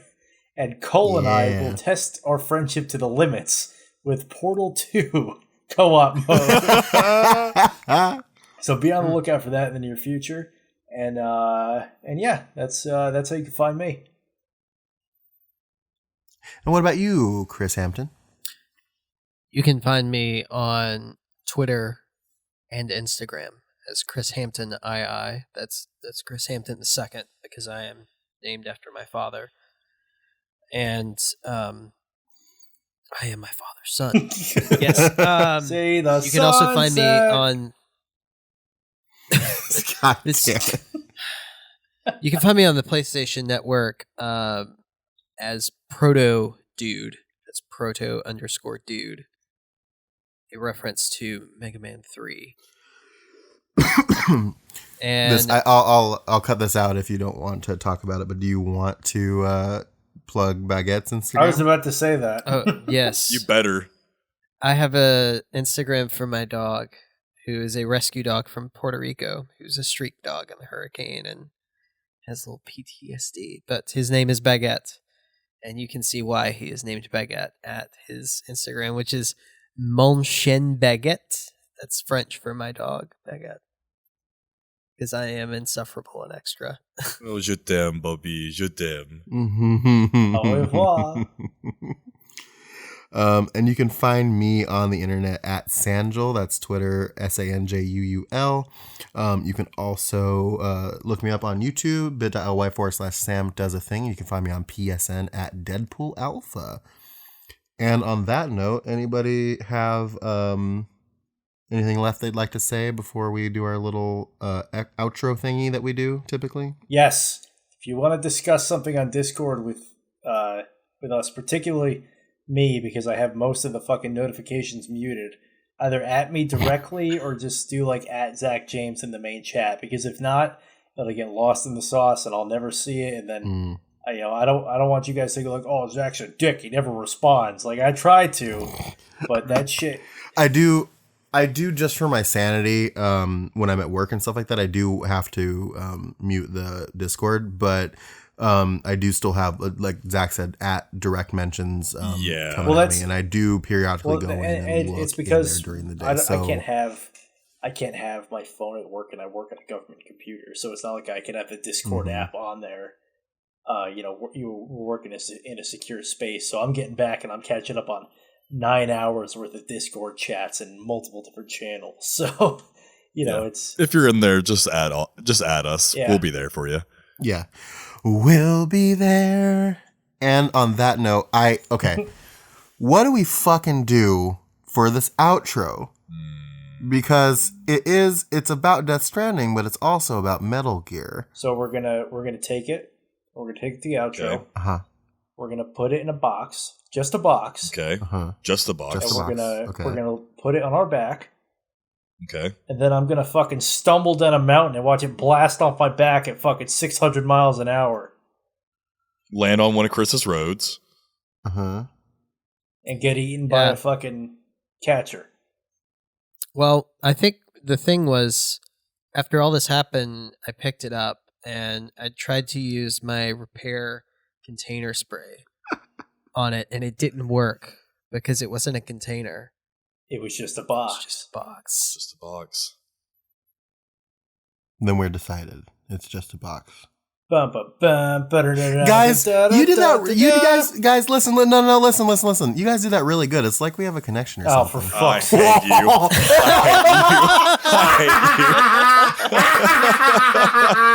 hate you. It is a rope podcast. Oh God, no! I'm gonna join hands with Cole, and we're gonna fucking beat the shit out of Sam together. Yep. Like Mario and Princess Peach. Mario and Princess Peach. Okay. Dibs on Princess Peach. Bye. See ya. Fuck. Later. Au revoir. Just a box.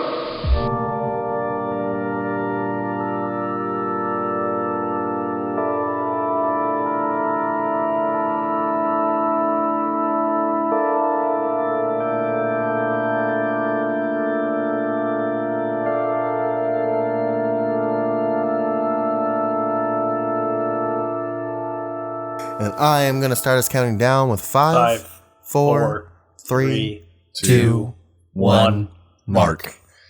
I almost forgot to count. How the fuck did you almost forget to count? Because I haven't done this in a minute. I was like, why is he counting us out? We did this last week. I know. I'm still, I got to get back in the groove.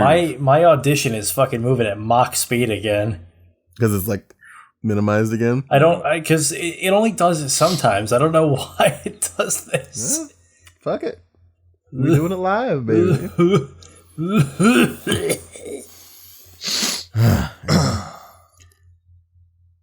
Here's to you, dear listeners, and welcome to another episode of Metal Gear Mondays, the most thorough Kojima-themed podcast on the internet. I am your host, Sam Wright. Hey, hold up. Sam, you sound muffled. Do I? Yes. Yeah. Can you still understand me? Because it's not going to show up in the recording. Yes, I just wanted to make sure that was the case. Yeah, no, it's my headphones. Okay, cool, yeah. cool. Sorry, Yeah. Just restart. No, my you bad. I just wanted to get over the top. The listeners deserve the best. They do. They deserve the best. What have they done to deserve anything? Shut the fuck up, Zach. Oh my god, this might be post show roll. Hold on. Fucking put Zach on blast. Yeah. Put him on blast. Hi, post show. Zach's a narc that hates everyone. Scring. Oh my god. That was not the reaction I was expecting. You need to go to jail You do. for that. My god. Right now. Okay, children, calm down. We doing this? We doing this? All right, let's do this. All right. Shut the fuck up, narc. Hate being back. Okay. Oh my god.